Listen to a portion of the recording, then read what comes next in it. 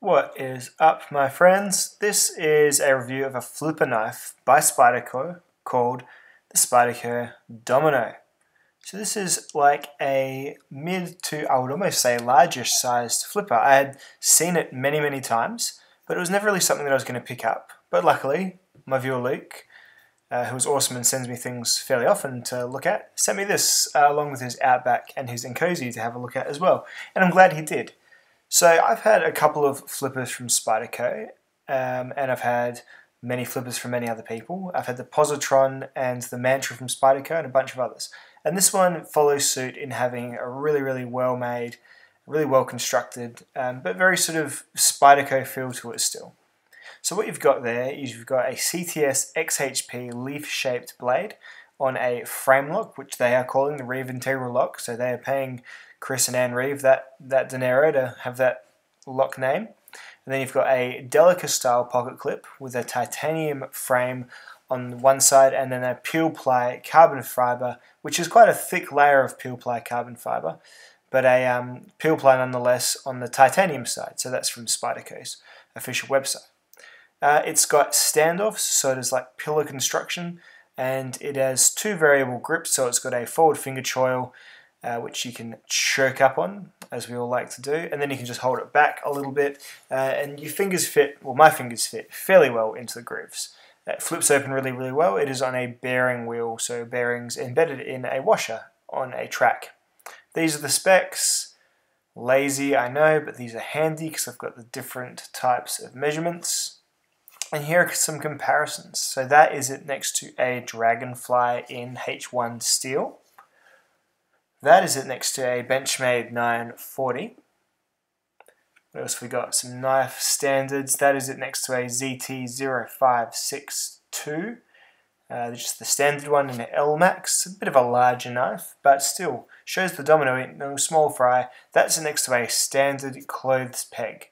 That's it next to a small bottle of Aquarium hand sanitizer. That is it next to a fidget cube. And that is it next to a book of 1910 to 1930s pornography. And that is it upon a lady's buttocks from said book of pornography.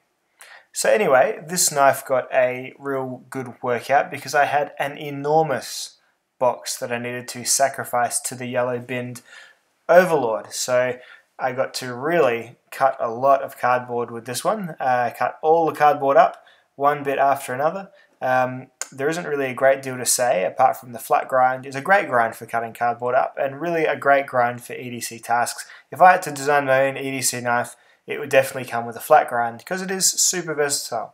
The only thing about this box, I had some tricky staples that I had to navigate, which almost caught me off guard, but not quite. I didn't ram that nice CTS XHP into a staple, although it probably would be fine if I did. So I got some against the against the ply cuts, and I got some with the ply cuts, and I chopped until that huge old box was easily able, look, made in Taiwan, just like the knife, easily able to be fit into the yellow bin. So good processing cardboard times were had by all, and I didn't notice any issues about the lock or anything like that because pushing through a cardboard can sort of, it tests the knife out. It really does, especially thick cardboard. And then, nom, there goes my bin, just eating all that cardboard up. Cool thing about CTS XHP, after all that, still super sharp.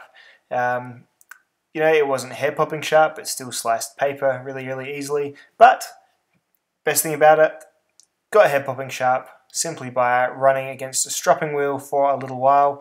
And as you can see, shavy, back to how we all like it in the knife world, able to strip those pesky hairs from our arms.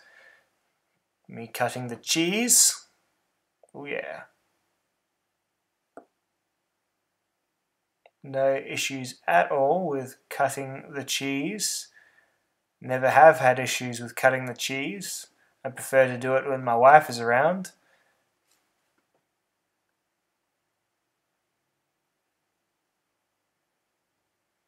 Nicely done. Cheese for all. and for all a good cheese. So the pocket clip of this bad boy, it's not too bad. The carriage could be a bit lower. I think I prefer the Spyderco wire clip. This one does leave a little bit of domino sticking out of your pocket. Not the biggest steal in the world. I guess it's certainly enough to grab onto.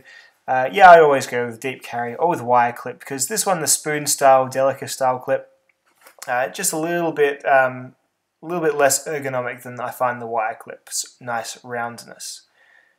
So overall, do I like this knife? I think it's pretty good. I think I still preferred my Mantra to it. I think I like the ergonomics of the Mantra a bit more. This one here, there's nothing wrong with it. The only weird thing about it is these knives really don't need spider holes. And I know they like them because they have a design language, whatever, but they could make it a lot smaller and you just not use it, because when you try and open it with the spider hole, the flipper tab gets forced down into your finger fat. So it's just kind of pointless. So they really could either drop it or make it not even pretend that it's a thumb hole opener. Alternative knives. The Kaiser Gemini is a great alternative knife in this rough size and categories in titanium frame locks under $100. The ZT-0808 also in this category, just some rank and whatever attributes on the screen there. And the Mantra, I would probably go with the Mantra still, even though the steel isn't as good as XHP, but I think I like the ergonomics in my hand a little bit more. So the Domino it's larger than I thought it would be, but it's better than I thought it would be. It kind of seems to get forgotten. People sort of forgot that Spyderco made flippers until the Mantras came out and the Rubicons and the Southards and whatnot. But I think it's really, really good. And I do recommend it. If it looks like it's for you, then it probably is for you. There's nothing mechanically wrong with it. It's not something I'm going to rush out and buy, but I'm glad I've experienced it. I guess that's pretty much all I've really got to say about it. Anyway, thank you for watching my review, and I'll see you in the next video.